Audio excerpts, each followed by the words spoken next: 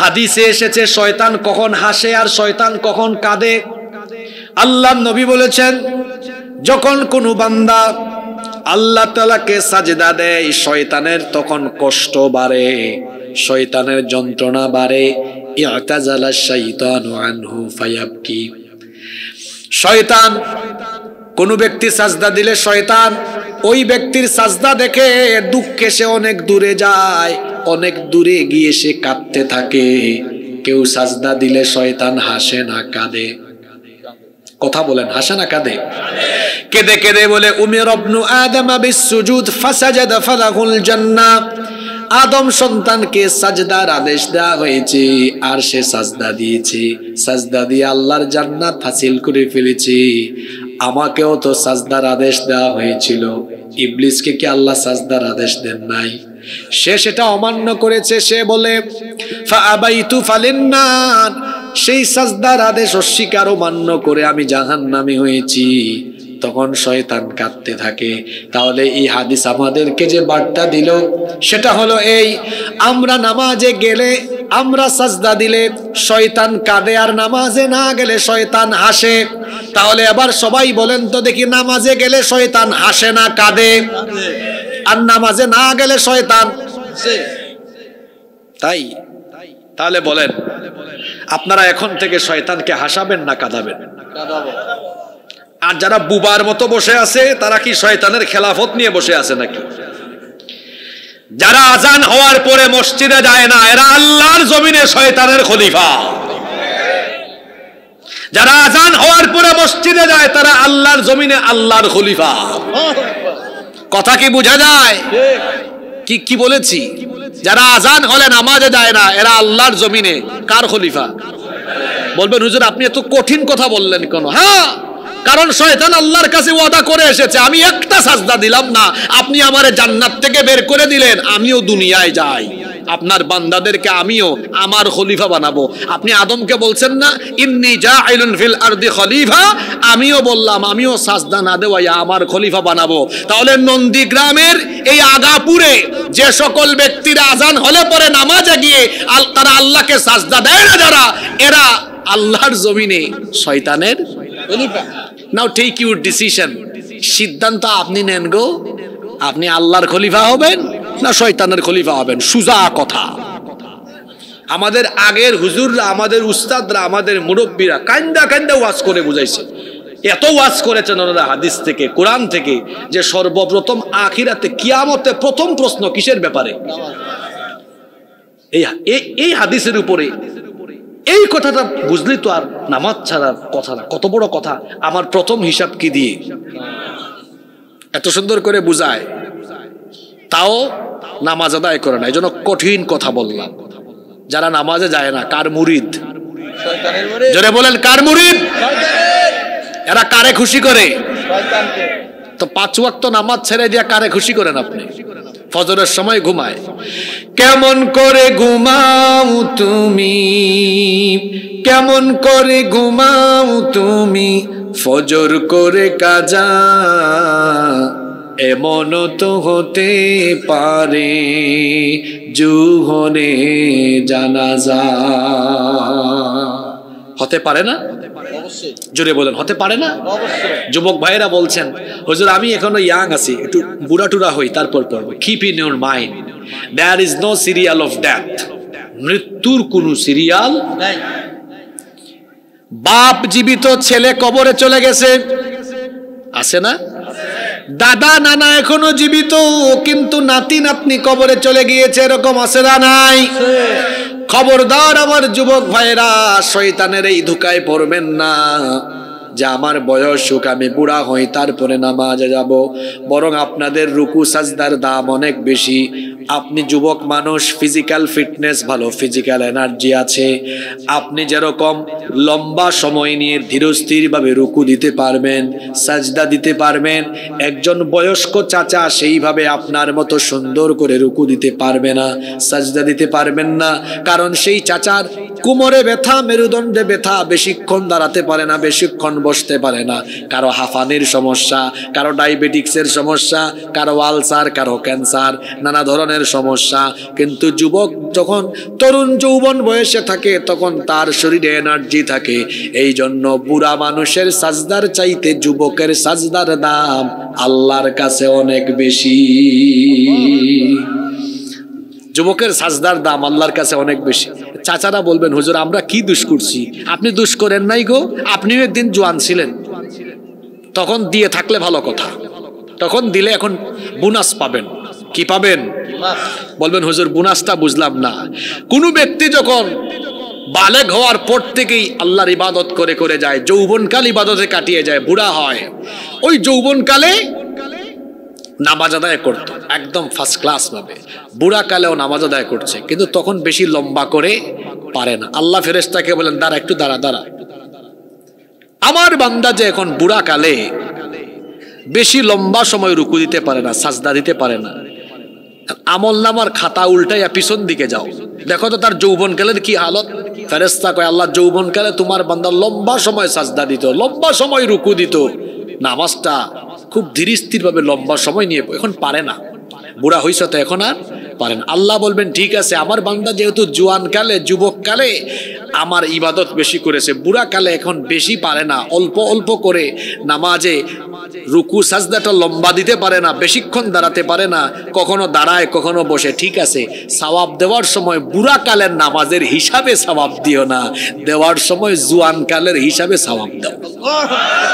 কোরআনে কারীমের 34 নম্বর সূরা, সূরা সাবা এর 37 নম্বর আয়াতে রব্বুল আলামিন কত সুন্দর করে বললেন, ওয়ামা আমওয়ালুকুম ওয়ালা আওলাদুকুম বিল্লাতি তুকাররিবুকুম ইনদানা যুলফা ইল্লা মান আমানা ওয়া আমিলা সালিহান فأولئك لهم جزاء الضعف بما عملوا وهم في الغرفات آمنون। আল্লাহ তাআলা বলছেন, তোমাদের ধন সম্পদ এবং সন্তান সন্ততি এমন কোন বস্তু নয় যার মাধ্যমে তোমরা আমার নিকটবর্তী হতে পারবে। তোমাদের ধন সম্পদ, টাকা পয়সা আর ধন সম্পদ, সন্তান সন্ততি, বংশ গৌরব, এগুলো দিয়ে আমার তোমরা নিকটবর্তী হতে পারবে না, আমার কাছাকাছি আসতে পারবে না। বরং তোমাদের মধ্যে ঈমান এনে নেক কাজ করবে যারা, আমার তরফ থেকে বহু গুণ পুরস্কার পাবে তারা। ঈমান এনে নেক কাজের সাথে সম্পৃক্ত থাকবে যারা, আমার নিকটবর্তী হয়ে আমার সুউচ্চ নিরাপদ জান্নাতের মেহমান হবে তারা। তাহলে আয়াত কি বার্তা দিল? ঈমানদার যারা, আল্লাহর নিকটবর্তী, আল্লাহর প্রিয় বান্দা হলো তারা। আপনারা বলবেন হুজুর কমন পড়ছে, আমরা তো সব ঈমানদার। দেখেন না কি নাম আমাদের, আব্দুস সাত্তার, আবুল কালাম, আব্দুর রহমান, আরেকজন কই হুজুর আমার ডিরেক্ট নামই আছে ঈমান আলী। নাম কি? শুধু এই মুসলমানের নাম রাখলেই ঈমানদার হওয়া যায় না। 3 জিনিসের নাম হলো ঈমান। জোরে বলেন, কয়টা জিনিসের নাম ঈমান? আপনি মহিলা নাকি? কথা বলেন না কেন? কয় জিনিসের নাম ঈমান? এটা শুনেন আর মিলান তো দেখি আপনার সাথে মিলে কিনা। 1 নাম্বার হলো ইকরার বিল লিসান, মুখ দিয়ে ঈমানের ঘোষণা দেওয়া। এটা কমন পড়েছে, আমরা সবাই মুখ দিয়ে ঘোষণা দিয়েছি আমরা ঈমানদার, আমরা মুমিন। এবার আসেন তো দেখি 2 আর 3 এগুলোর সাথে আমাদের খাসলত মিলে কিনা। 2 নাম্বার হলো তাসদিক বিল জিনান, অন্তর দিয়ে ঈমান ধারণ করা, অর্থাৎ আমি ঈমান আনার পরে আল্লাহ তাআলার সকল বিধিবিধানকে অন্তর দিয়ে বিশ্বাস করি। এই জায়গাতে বহু মুসলমান ধরা খাবে।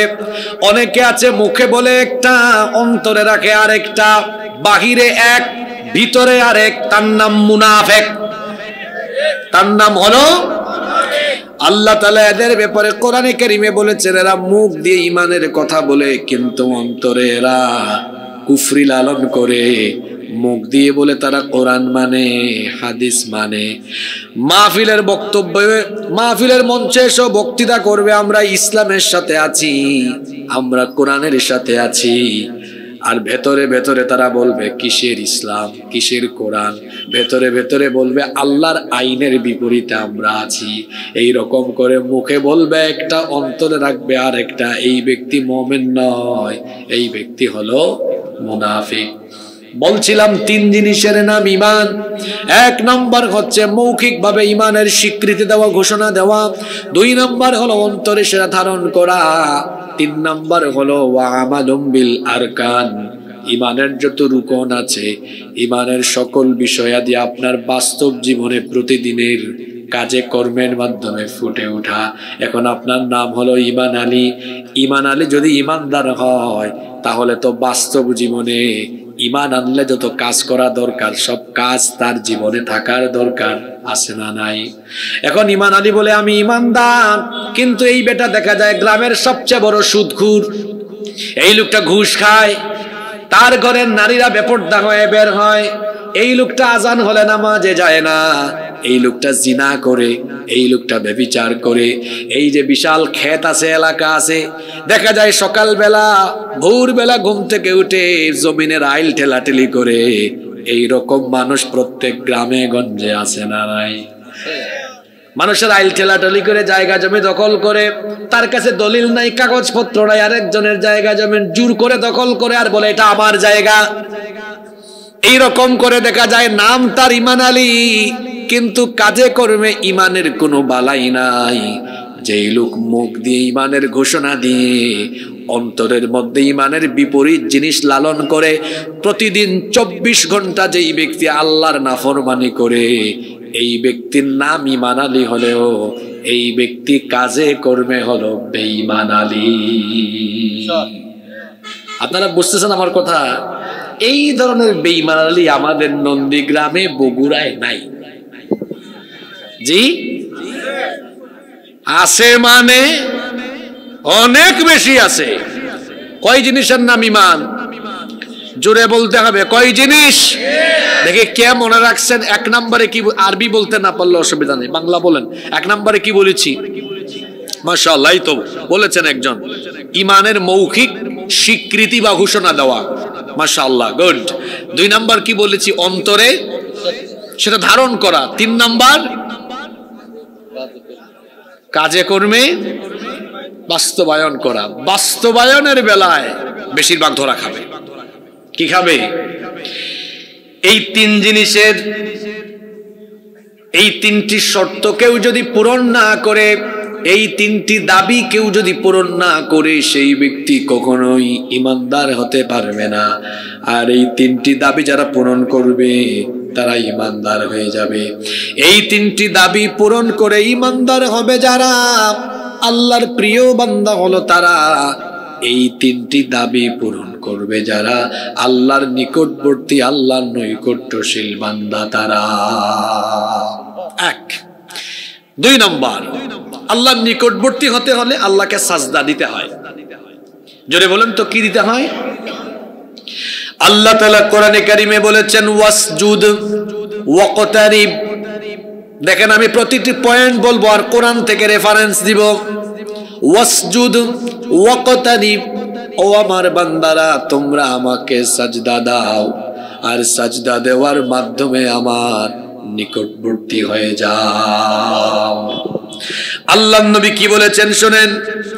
এই হাদিসটি মুসলিম শরীফে বর্ণিত হয়েছে। হাদিসের বর্ণনাকারী সাহাবী হচ্ছেন, সর্বাধিক হাদিস বর্ণনাকারী সাহাবী আবু হুরায়রা রাদিয়াল্লাহু আনহু। তিনি বলছেন রাসূল করিম, আমরা সবাই বলি সাল্লাল্লাহু আলাইহি ওয়াসাল্লাম বলেছেন, আকরাবু মা ইয়াকুনুল আবদু মির রাব্বিহি ওয়া হুয়া সাজিদ। আল্লাহ নবী বলেছেন, বান্দা যখন আল্লাহকে সাজদা দেয়, সেই বান্দা সাজদায় গেলে পরে আল্লাহর একেবারে নিকটবর্তী হয়ে যায়। বান্দা যখন আল্লাহকে সাজদা দেয়, আল্লাহ কার কাছে চলে যায়? আল্লাহর নিকটবর্তী হওয়ার কয়টি আমল? 10টি আমল। বাকিরা কি? কি চাচা কই আপনারা আমি খেয়াল রাখছি, কিন্তু আমার চোখ আবার খুব দারুণ ক্যামেরা, যারা আমি একবার দেখি আজীবন মনে হয়। আমি তো ভাবছিলাম আপনি কঠিন শ্রোতা। আল্লাহর নিকটবর্তী হওয়ার কয়টা আমল? আল্লাহর নৈকট্যশীল বান্দা, অর্থাৎ এরা আল্লাহর প্রিয়, আল্লাহ এদেরকে ভালোবাসেন। সুবহানাল্লাহ। আল্লাহর ভালোবাসা পেতে চান না? এক নাম্বার বলেছি ইমানদার যারা, আল্লাহর প্রিয় হলো তারা। এত শুনে নাই ওয়াজ, এখন এরা ভাববে আমরা সব ইমানদার। আমি কিন্তু আমার পয়েন্ট ভিত্তিক বলে গিয়েছি যে কয়টি দাবি পূরণ করলে ইমানদার হওয়া যায়? তিনটা। মুখে বলে, অন্তরে ধারণ করে, তারপর প্রতিদিন সেটা কাজে করবে প্রমাণ দিয়ে। ইমানদারের ঘরের ইমানদার, তার ফজরের নামাজ নাই, তার জোহর নাই, আসর নাই, মাগরিব নাই, তার নাম ফজর আলী ফজর পড়ে না, জোহর আলী জোহর পড়ে না, তার নাম ইমান আলী নামাজ পড়ে না। যে ইমান আলী নামাজ পড়ে না সেই ইমান আলীর ইমান থাকে না। এত সোজা ইমানদার হওয়া? ইমানের দাবি পূরণ করতে হবে। কি পূরণ করতে হয়? নাম্বার 2, 2 নাম্বার বলেছি আল্লাহর নৈকট্যশীল, আল্লাহর প্রিয়, আল্লাহর ভালোবাসার, আল্লাহর দয়ার, আল্লাহর মায়ার বান্দা হলো তারা, আল্লাহকে সাজদা দেয় যারা। সুবহানাল্লাহ। আল্লাহর নবী বলেছেন আকরাবু মা ইয়াকুনুল আবদু মির রাব্বিহি ওয়া হুয়া সাজিদ। বান্দা যখন আল্লাহকে সাজদা দেয় তখন আল্লাহ আর বান্দার মাঝখানে কোনো পর্দা থাকে না। সে যখন তার মাথা অবনত করে আল্লাহর কুদরতি চরণে সাজদায় লুটিয়ে পড়ে, সেই বান্দা তখন আল্লাহর একেবারে কাছাকাছি চলে যায়।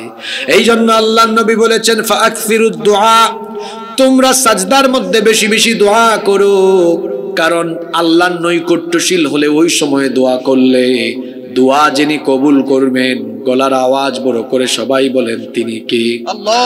ওই লাল দাড়িওয়ালা চাচারে আমার দিকে তাকান, চাচা ওইদিকে কি দেখেন? আমার মোবাইল ফোন এখন আমার বন্ধ, এখন আমার মাও ফোন দিলে আমি ধরবো না। কোরআনের আলোচনায় বসেছি, আমার মনোযোগ এখন কোরআনের দিকে, তা আপনার মনোযোগ বক্কর চক্কর ওইদিকে যায় কেন? কি আজীব মানুষ তো। আমি এখানে বসেছি, আমি আপনাদের একটু উঁচায় আসি তো, দেখতেছি সবাইকে। মনোযোগ দিবেন, অমনোযোগে কেউ হবেন না। এমপি সাহেবের কাছে যদি কোনোদিন যাওয়ার সুযোগ পান তো সেদিনকে আপনার এলাকার সমস্যার কথা তুলে ধরবেন না? কথা বলেন, ধরবেন না? অবশ্যই বলবেন। তো আপনি সাজদা দিলে আল্লাহর কাছাকাছি চলে যান, তখন কি আল্লাহর কাছে মনের আকুতি জানানোর দরকার আছে না? অবশ্যই। এই জন্য আল্লাহর নবী বলেছেন সাজদা লম্বা করো। আর আমার দেশে যত তাড়াহুড়া, রুকু আর সাজদা দেয় ওই যে মুরগির বাচ্চা যেমন দানা ঠুকর ঠুকর করে খায়, আমার দেশে এরকম মুসল্লিরা ঠুকর ঠুকর করে রুকু আর সাজদা মারে। আর আল্লাহর নবী বলেছেন যেহেতু তুমি সাজদায় গেলে আল্লাহর একেবারে কাছাকাছি চলে যাও, সাজদা লম্বা করে তখন তুমি আল্লাহর কাছে দোয়া করো। আমরা তো নামাজে শুধু পড়ি সুবহানা রাব্বিয়াল আযীম, সুবহানা রাব্বিয়াল আ'লা, সাজদায় গেলে এতটুকু বলি, কিন্তু আল্লাহর নবী সাজদায় এতটুকুই শুধু বলতেন না, সব সময় আল্লাহর নবী সাজদায় একটা দোয়া করতেন। দেখি মিলান তো, দেখি কই দিনই আমলটা করেছেন, কয়জনে পড়েছেন।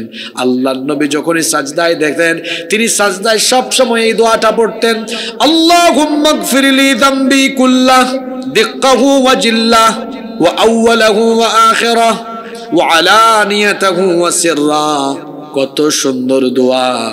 আল্লাহুম্মা গফিরলি যামবি কুল্লাহ, হে আল্লাহ আমার সব গুনাহ মাফ করো, দিক্কাহু ওয়া জিল্লাহ, ছোট বড় গুনাহ মাফ করো, ওয়া আউওয়ালাহু ওয়া আখিরা, প্রথম এবং শেষ সব গুনাহ মাফ করো, ওয়া আলানিয়াতাহু ওয়া সিররা, গোপনে আর প্রকাশ্যে যত গুনাহ হয়েছে সব মাফ করো।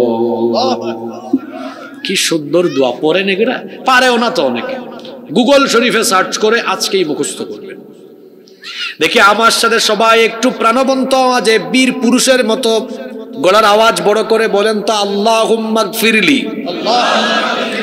সবাই বলেন আল্লাহুম্মা গফিরলি যামবি কুল্লাহু দিক্কাহু ওয়া জিল্লাহু ওয়া আউওয়ালাহু ওয়া আখিরাহু ওয়া আলানিয়াতাহু ওয়া সিররাহু।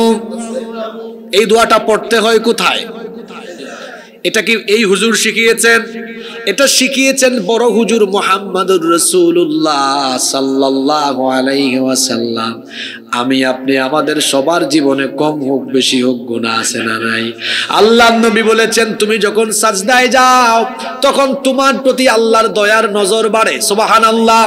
আল্লাহর মায়া বাড়ে, তোমার প্রতি আল্লাহর দয়া তখন বেড়ে যায়। এই সময় যদি বলো আল্লাহ আমার ছোট বড় জানা অজানা প্রকাশ্য গোপন সব গুনাহ মাফ করে দাও, তুমি যখন তোমার নাক আর কপাল আল্লাহর কুদরতি চরণে ঠেকায়া দিয়া এই দোয়া করো, সাজদা থেকে উঠার আগেই আল্লাহ তোমার সব গুনাহ মাফ করে দেয়। আল্লাহর নিকটবর্তী বান্দা তারা, আল্লাহকে সাজদা দেয় যারা। আর আপনারা যেন আল্লাহকে সাজদা দিতে পারেন এই জন্য প্রতিদিন 5 ওয়াক্ত নামাজ দিয়েছেন কে? সাজদা দেওয়ার জায়গা হলো নামাজ। যদি অন্তত 5 ওয়াক্তের ফরজ নামাজ হিসাব করা হয় তাহলে ফরজ নামাজেই সাজদার সংখ্যা হলো 34টা। জোরে বলেন কয়টা? ফজরের 2 রাকাতে 4টা, যোহরের 4 রাকাতে 8টা, 8 4 12, আসরে আরো 8টা 20টা, মাগরিবে আরো 6টা, কত হইল? 26টা। আবার এশার নামাজে 4 দ্বিগুণে 8, আরো 8টা, 26 আর 8 হলো 34। বাদ বাকি আছে সুন্নত নামাজ, নফল নামাজ, এগুলা হিসাব করলে সাজদা আরো বেশি হবে। কিন্তু যদি শুধু ফরজ নামাজ হিসাব করেন, ডেইলি আপনার ফরজেই সাজদার সংখ্যা হলো কয়টা? ওই পিছন থেকে বলেন তো, ডেইলি ফরজে সাজদার সংখ্যা কয়টা? 34 বার যদি আপনি সাজদা দিয়ে এই দোয়া করেন, বলেন তো আমলনামায় কি আর গুনাহ থাকবে নাকি? এখন আমাদের অবস্থা হলো এমন, এই যে আজকে জুমার দিন গেল, জুমার নামাজে হয়তো মসজিদ পরিপূর্ণ হয়ে গিয়েছিল, আসরের নামাজে এক কাতার পুরা করতেও কষ্ট হবে। এখন আমার কথা মনোযোগ দিয়ে শোনেন, আমাদের মধ্যে আল্লাহর নিকটবর্তী আল্লাহর প্রিয় বান্দা হলো তারা, নামাজে আল্লাহকে সাজদা দেয় যারা। তাহলে আমরা এই আয়াত আর হাদিসগুলো থেকে এই বার্তা পেলাম, আল্লাহকে সাজদা দেয় যারা আল্লাহর নিকটবর্তী তারা, আর নামাজ কাজা করে আল্লাহকে সাজদা দেয় না যারা, শয়তানের নিকটবর্তী হয়ে শয়তানের মুরিদ হয়ে যায় তারা। সাজদা দিলে খুশি হন কে? আল্লাহ। আর না দিলে খুশি হয় কে? তাই মাশাআল্লাহ, খুব বুদ্ধিমান মানুষ আপনারা। হাদিসে এসেছে শয়তান কখন হাসে আর শয়তান কখন কাঁদে। আল্লাহর নবী বলেছেন, যখন কোনো বান্দা আল্লাহ তাআলাকে সাজদা দেয় শয়তানের তখন কষ্ট বাড়ে, শয়তানের যন্ত্রণা বাড়ে। ইআতাজালা শাইতানু আনহু ফায়াবকি। শয়তান, কোন ব্যক্তি সাজদা দিলে শয়তান ওই ব্যক্তির সাজদা দেখে দুঃখে সে অনেক দূরে যায়, অনেক দূরে গিয়ে সে কাঁদতে থাকে। কেউ সাজদা দিলে শয়তান হাসে না কাঁদে? কথা বলেন, হাসে না কাঁদে?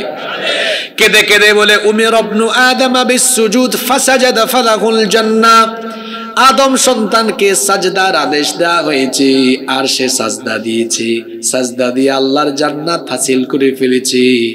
আমাকেও তো সাজদার আদেশ দেওয়া হয়েছিল, ইবলিসকে কি আল্লাহ সাজদার আদেশ দেন নাই? সে সেটা অমান্য করেছে। সে বলে ফাআবাইতু ফালিন্নার, সেই সাজদার আদেশ অস্বীকার অমান্য করে আমি জাহান্নামী হয়েছি। তখন শয়তান কাঁদতে থাকে।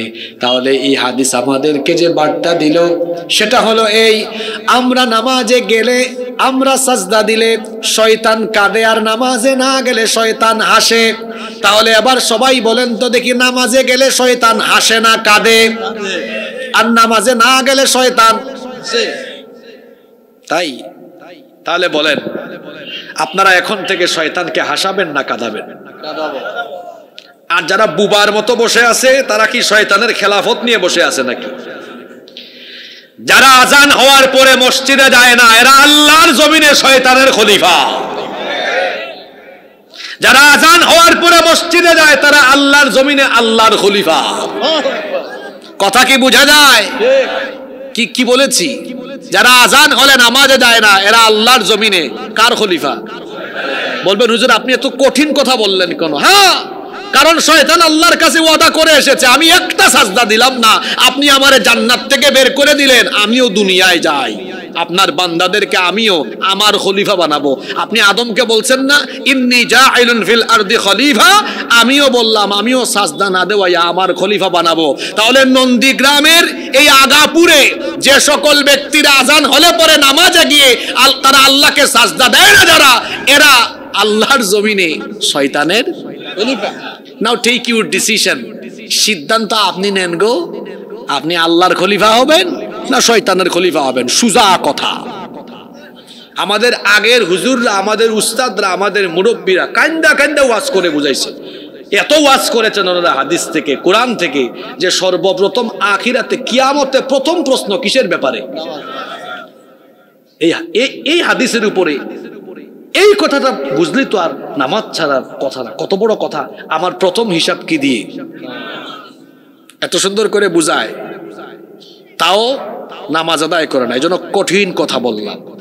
যারা নামাজে যায় না, কার মুরিদ? জোরে বলেন, কার মুরিদ? এরা কারে খুশি করে? তো 5 ওয়াক্ত নামাজ ছেড়ে দিয়া কারে খুশি করেন আপনি? ফজরের সময় ঘুমায়।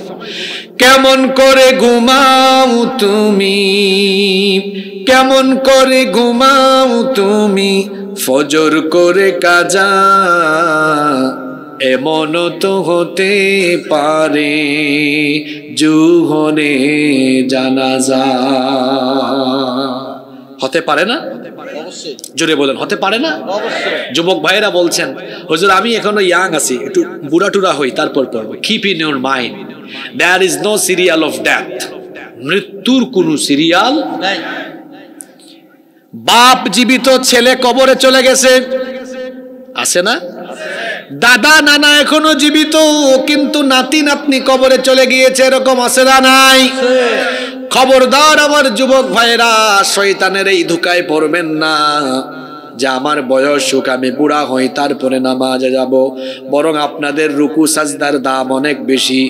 আপনি যুবক মানুষ, ফিজিক্যাল ফিটনেস ভালো, ফিজিক্যাল এনার্জি আছে, আপনি যেরকম লম্বা সময় নিয়ে ধীরস্থিরভাবে রুকু দিতে পারবেন, সাজদা দিতে পারবেন, একজন বয়স্ক চাচা সেইভাবে আপনার মতো সুন্দর করে রুকু দিতে পারবে না, সাজদা দিতে পারবেন না।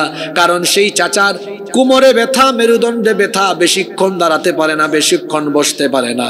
কারো হাঁফানির সমস্যা, কারো ডায়াবেটিক্সের সমস্যা, কারো আলসার, কারো ক্যান্সার, নানা ধরনের সমস্যা। কিন্তু যুবক যখন তরুণ যৌবন বয়সে থাকে তখন তার শরীরে এনার্জি থাকে। এই জন্য বুড়া মানুষের সাজদার চাইতে যুবকের সাজদার দাম আল্লাহর কাছে অনেক বেশি। যুবকের সাজদার দাম আল্লাহর কাছে অনেক বেশি। চাচারা বলবেন হুজুর আমরা কি দোষ করছি? আপনি দোষ করেন নাই গো, আপনিও একদিন জোয়ান ছিলেন, তখন দিয়ে থাকলে ভালো কথা, তখন দিলে এখন বোনাস পাবেন। কি পাবেন? বলবেন হুজুর বোনাসটা বুঝলাম না। কোন ব্যক্তি যখন বালেগ হওয়ার পর থেকেই আল্লাহর ইবাদত করে করে যায়, যৌবনকাল ইবাদতে কাটিয়ে যায়, বুড়া হয়, ওই যৌবনকালে নামাজ আদায় করতো একদম ফার্স্ট ক্লাস ভাবে, বুড়া কালেও নামাজ আদায় করছে, কিন্তু তখন বেশি লম্বা করে পারে না। আল্লাহ ফেরেশতাকে বলেন দাঁড়া, একটু দাঁড়া দাঁড়া, আমার বান্দা যে এখন বুড়া কালে বেশি লম্বা সময় রুকু দিতে পারে না, সাজদা দিতে পারে না, আমল নামার খাতা উল্টাইয়া পিছন দিকে যাও, দেখো তো তার যৌবনকালের কি হালত। ফেরেশতা কয় আল্লাহ যৌবনকালে তোমার বান্দা লম্বা সময় সাজদা দিত, লম্বা সময় রুকু দিত, নামাজটা খুব ধীর স্থির ভাবে লম্বা সময় নিয়ে, এখন পারে না, বুড়া হইছে তো এখন আর পারেন। আল্লাহ বলবেন ঠিক আছে, আমার বান্দা যেহেতু জোয়ান কালে, যুবক কালে আমার ইবাদত বেশি করেছে, বুড়া কালে এখন বেশি পারে না, অল্প অল্প করে নামাজে রুকু সাজদাটা লম্বা দিতে পারে না, বেশিক্ষণ দাঁড়াতে পারে না, কখনো দাঁড়ায় কখনো বসে, ঠিক আছে সওয়াব দেওয়ার সময় বুড়া কালের নামাজের হিসাবে সওয়াব দিও না, দেওয়ার সময় জোয়ান কালের হিসাবে সওয়াব দাও।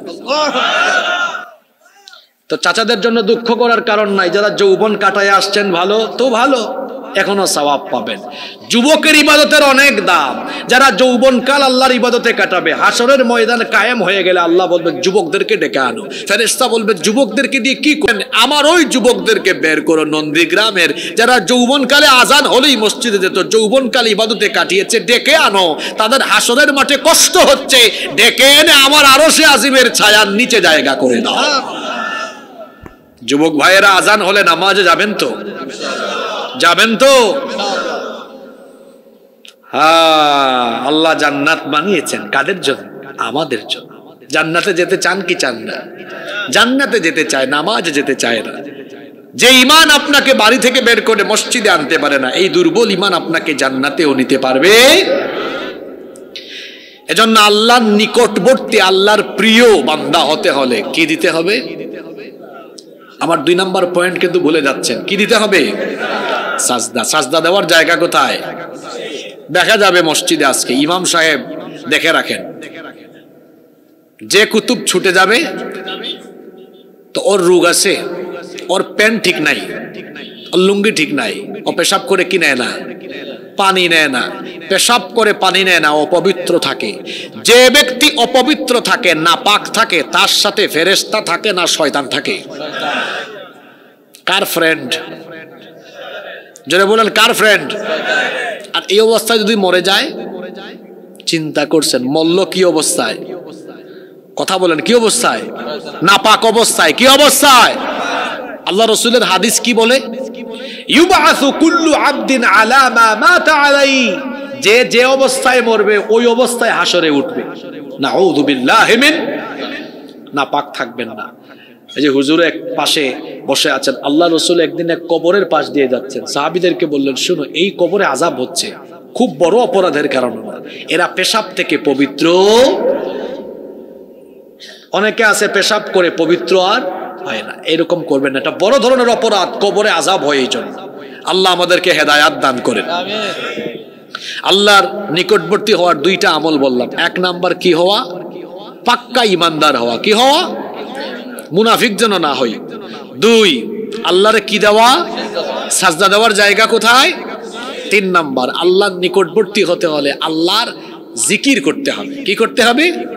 আমার দেশে তো আরেক মুশকিল, জিকির বানাইছে, হই হই, তারপরে ওই দিন দেখলাম হিম হে হিম হে, এগুলোর নাম জিকির। জিকির বাংলা না আরবি শব্দ?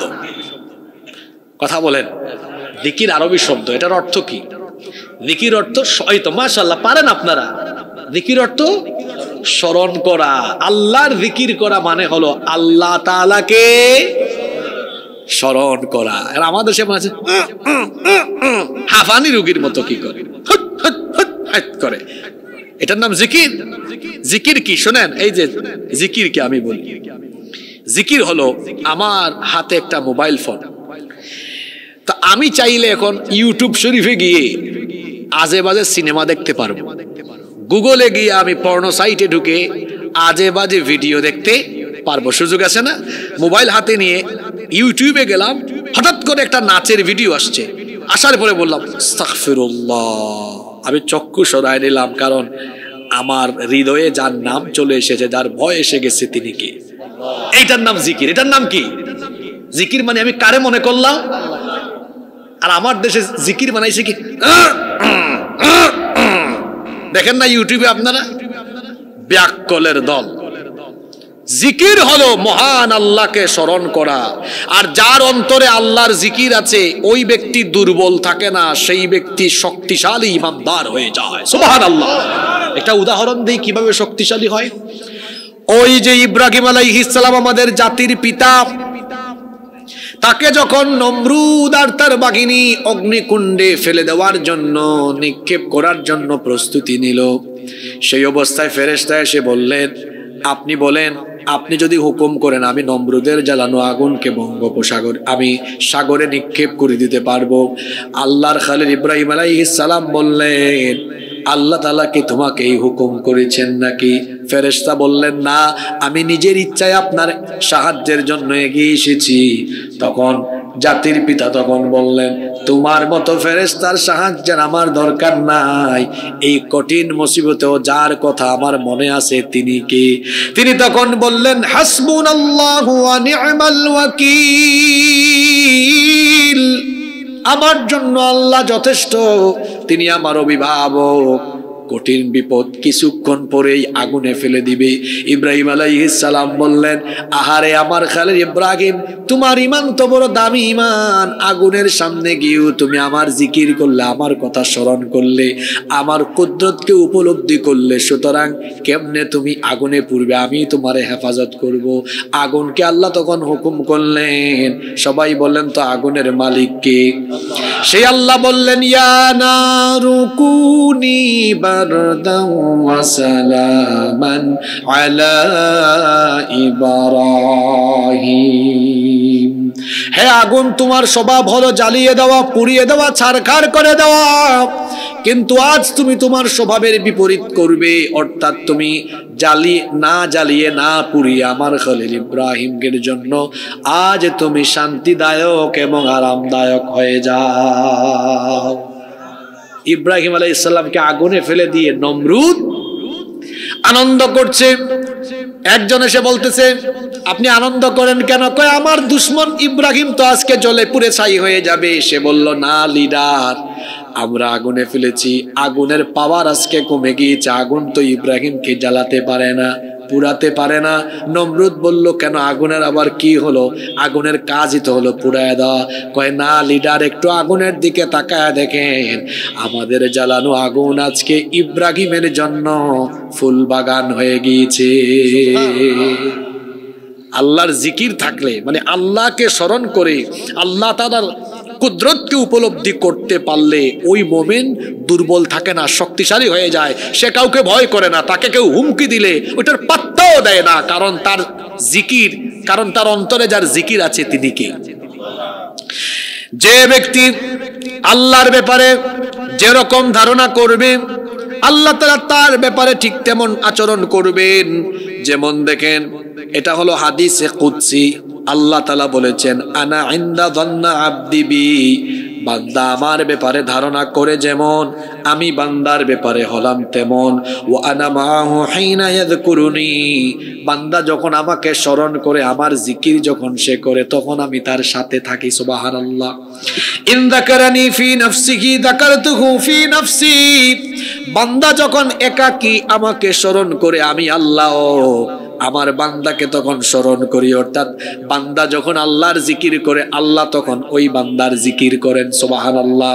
আল্লাহর নবী আল্লাহ তাআলা আরো বলেছেন, ওয়া ইন যাকারানি ফি মালাইন, যখন কোনো বান্দা ভরা মজলিসে আমি আল্লাহকে স্মরণ করে, যেমন আমি এখন আপনাদেরকে নিয়ে এই মজলিসে আল্লাহর জিকির করছি, আল্লাহর কথা বলছি, আল্লাহ বলেন, বান্দা আমি এর চাইতে আরো উত্তম সমাবেশে ফেরেশতাদের সামনে তোমাদের জিকির করে তোমাদের প্রশংসা করি।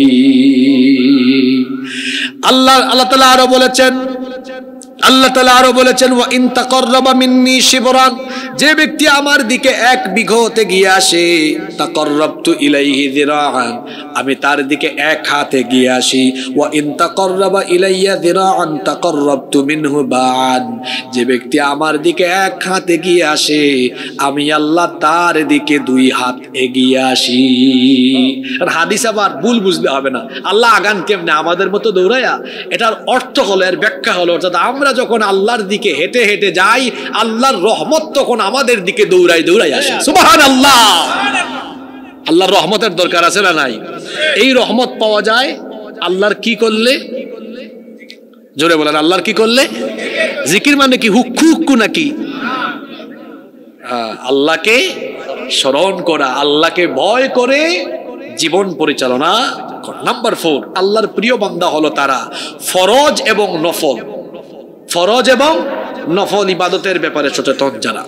এটাও হাদিসে কুদসি আল্লাহ তাআলা বলেছেন, আমার যে বান্দা ফরজ ইবাদত ঠিকঠাক মতো আদায় করে, অর্থাৎ 5 ওয়াক্ত নামাজ তার ঠিক আছে, এরপরে যে ব্যক্তি নফলের প্রতি যত্নবান হয়ে যায়, তখন ওই ব্যক্তির সম্মান, ওই ব্যক্তির মর্যাদা আমার কাছে বেড়ে যায়। যে ব্যক্তি ফরজ আদায় করে নফলের ইবাদত আরম্ভ করে, আমি আল্লাহ তখন ওই ব্যক্তিকে ভালোবাসা আরম্ভ করি। আর ফাইদা আহবাবতুহু কুনতু সামাহুল্লাযী ইয়াসমাউ বিহি, আমি যখন কোনো বান্দাকে ভালোবাসি, তখন তার কান আমার কান হয়ে যায়, তার চোখ আমার চোখ হয়ে যায়, তখন তার হাত আমার হাত হয়ে যায়, তার পা তখন আমার পা হয়ে যায়। এই হাদিসের ব্যাখ্যা না দিলে বুঝবেন না। অর্থাৎ আপনি ফরজ আদায় করেন, এরপরে নফলও আদায় করেন। আপনার কান কার কান? আপনার হাত কার হাত? আপনার পা কার পা? এখন বলবেন হুজুর আমাদের হাত পাকে আল্লাহর মতো, নাউযুবিল্লাহ, লাইসা কামিসলিহি শাইউন, তার মতো কোনো কিছুই। এই হাদিসের ব্যাখ্যা কি? এই হাদিসের ব্যাখ্যা হলো, আমার দিকে তাকান, একটা উদাহরণ দিই। এই বাড়িতে, আমাদের ডান পাশে যে বাড়ি আছে, এই বাড়িতে মনে করেন বাড়ির সামনে বিরাট বড় একটা পুকুর আছে। কি আছে? পুকুর আছে। এর ওই বাড়ির যদি একটা 2.5-3 বছরের বাচ্চা থাকে, মাত্র হাঁটা শিখছে, এই বাচ্চা যদি এবার হেঁটে হেঁটে পুকুরে গিয়ে পড়ে যাওয়ার জন্য দৌড়ায়, তখন বলেন তো তার মা বাপ এগিয়ে গিয়ে ধাক্কা দিয়ে ফালাবে না 2 হাত দিয়ে টেনে আনবে? জোরে বলেন।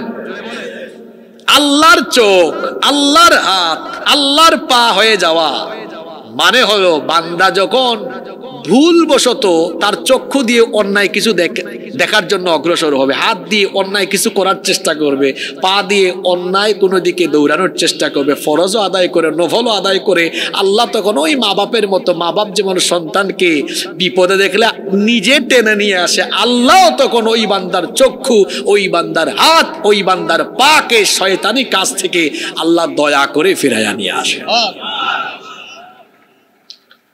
কোন আমলে? এটা ফরজের পাশাপাশি কি করলে? এখন ফরজ নামাজের পরে সবচেয়ে দামি নামাজ কোনটা? মাশাআল্লাহ, কি এটা? কোন সময়? এখন আমার দেশের যুবক পোলাপাইন রাত 3টা-4টা পর্যন্ত মোবাইলে তাহাজ্জুদ পড়ে, আর বাকিরা ঘুমাইতে ঘুমাইতে শরীর ফুলায়, আমি আপনি ঘুমাতে ঘুমাতে শরীর ফুলে যায়, গাল ফুলে যায়, আর আমার নবী শেষ রাতে তাহাজ্জুদে দাঁড়িয়ে থাকতে থাকতে তার পা ফুলে যায়। আল্লাহু আকবার। আমার আপনার নবী শেষ রাতে তাহাজ্জুদের আমল করতেন। আম্মা জান আয়েশা রাদিয়াল্লাহু আনহা বললেন, আপনার তো আগে পরের সব গুনাহ আল্লাহ মাফ করে দিয়েছেন, তাহলে কেন আপনি এত কষ্ট করেন? তখন আল্লাহর নবী বললেন, আফালা উহিব্বু আন আকুনা আবদান শাকুরা, এই যে আল্লাহ আমাকে এত নিয়ামত দিয়েছেন, এই নিয়ামতের জন্য আমি আল্লাহর গোলামি করে আমি কি আল্লাহর শুকরগুজার বান্দায় পরিণত হব না? তাহাজ্জুদের নামাজ এটা আমার নবীর আমল ছিল, এটা নিয়মিত আমল ছিল।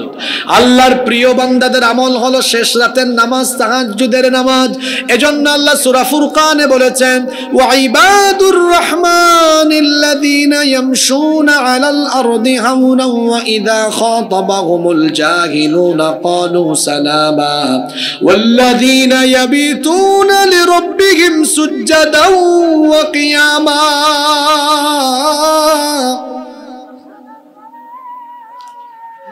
আজান হচ্ছে না? আচ্ছা, আজানটা শেষ হোক, আমরা শুরু করব। নামাজের জামাতের 15 মিনিট আরো দেরি আছে, আমরা একসাথে উঠবো ইনশাআল্লাহ। কয়েকজন ওইটা দৌড় মারছে, তাই না? কাপড়ে ডিস্টার্ব আছে মনে হয়।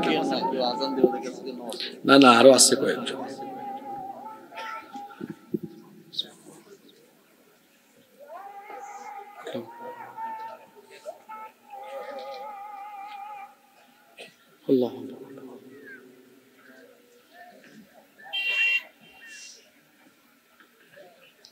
জি আলহামদুলিল্লাহ পড়েন।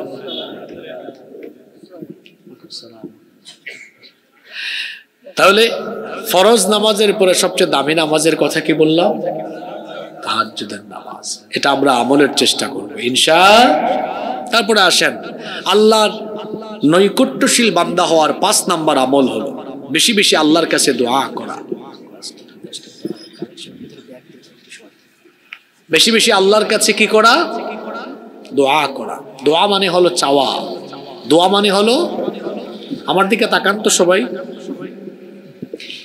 এক ব্যক্তি আপনার বাড়িতে আজকে আসছে, কিছু চাইছে, আজকে দিয়ে দিলেন, হয়তো আগামীকাল আবার আসছে, কালকেও দিবেন। এক নাগারে যদি একটানা কয়েকদিন আসে, বলেন আপনাদের ভালো লাগবে না খারাপ লাগবে?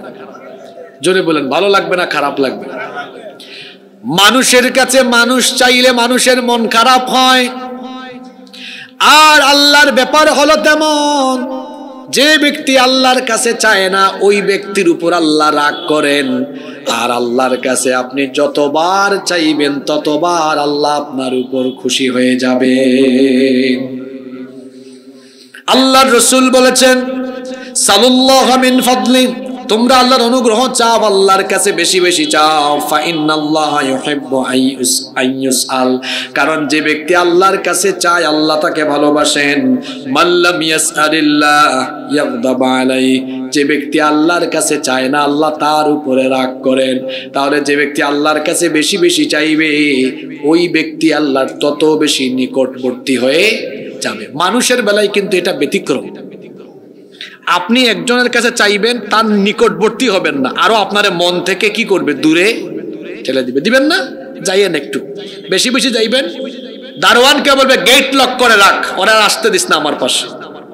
তাহলে দুনিয়াতে আমরা কারো কাছে বারবার গেলে ওই ব্যক্তি আমাদেরকে কি করে, দূরে ঠেলে দেয়।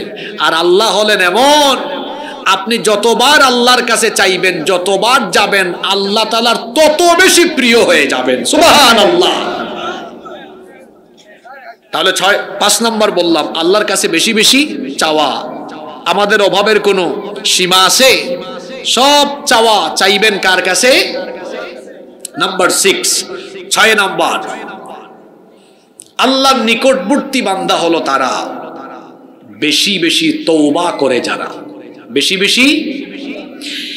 সালেহ আলাইহিস সালাম তার উম্মত সামুদ জাতিকে বলেছিলেন, ফাস্তাগফিরুহু সুম্মা তুবু ইলাইহি ইন্না রাব্বি করিবুম মুজিব।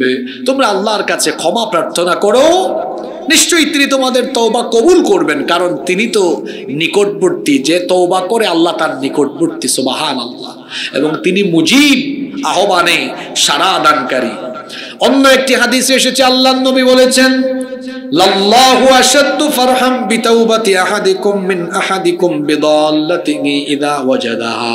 তোমাদের কারো হারিয়ে যাওয়া উট ফিরে পাওয়ার পরে সে যতটা না আনন্দিত হয়, ভুল করার পরে, গুনাহ করার পরে অনুতপ্ত হয়ে যে বান্দা তওবা করে আল্লাহ তার উপরে তার চাইতে আরো বেশি খুশি হয়ে যায়। এজন্য আল্লাহর নবী ডেইলি তওবা করতেন, ইস্তেগফার করতেন। কয়বার? 70 থেকে 100 বার। কারণ 2টা হাদিস আছে, এক হাদিসে এসেছে 70 বারের কথা, আরেক হাদিসে এসেছে 100 বারের কথা। আচ্ছা, আপনারা অনেকেই জানেন। তাহলে এবার বলেন দেখি, নবীর জীবনে কি কোনো গুনাহ আছে? তিনি মাসুম, নিষ্পাপ, বেগুনাহ, কোনো গুনাহ একটা গুনাহও নাই। তাও ডেইলি প্রত্যেকটা দিন তওবা করেন কমপক্ষে 70 থেকে কতবার? আমার আপনার জীবনে গুনাহ নাই? জোরে বলেন, আছে? এখন নাও কোশ্চেন ফর ইউ, এখন আপনার জন্য প্রশ্ন। আপনি বলেন, আপনি ডেইলি ইস্তেগফার করেন কতবার?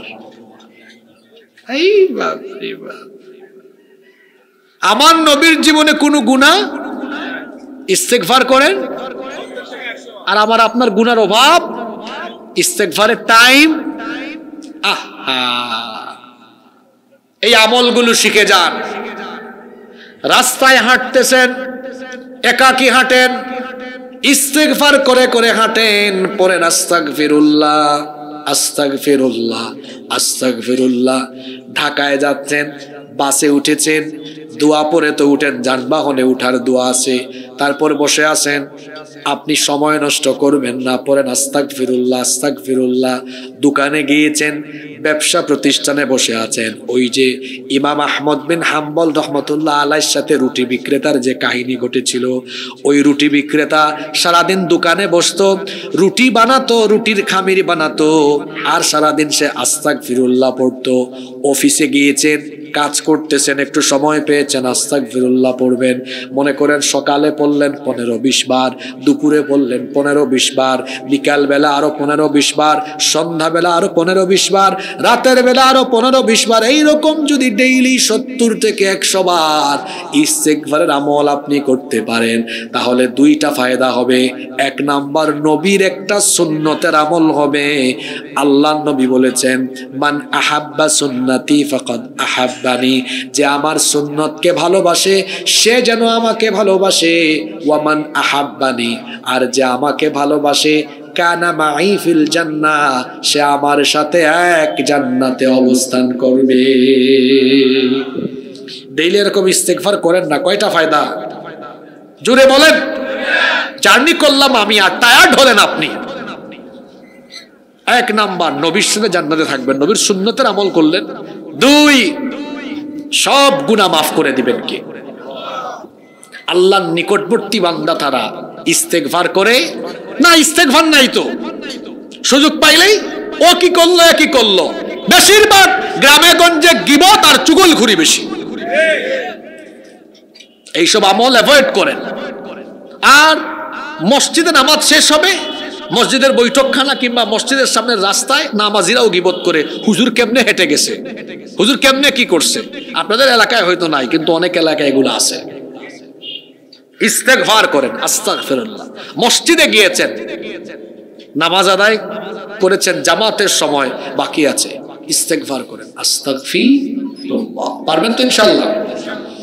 7 নাম্বার, আল্লাহর নিকটবর্তী হওয়ার আর একটা আমল হলো ইহসান করা। কি করা?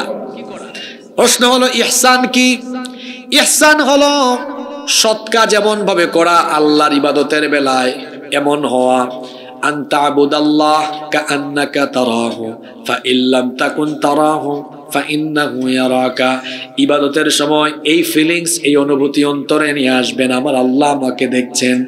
অন্তত এটা মনে রাখবেন, আল্লাহ যদি দেখতে নাও পান, আপনি এমন অনুভূতি রাখবেন আপনি আল্লাহকে দেখছেন। আপনি যদি আল্লাহকে নাও দেখেন, এটা মনে রাখবেন আপনাকে সর্বাবস্থায় যিনি দেখছেন তিনি কে।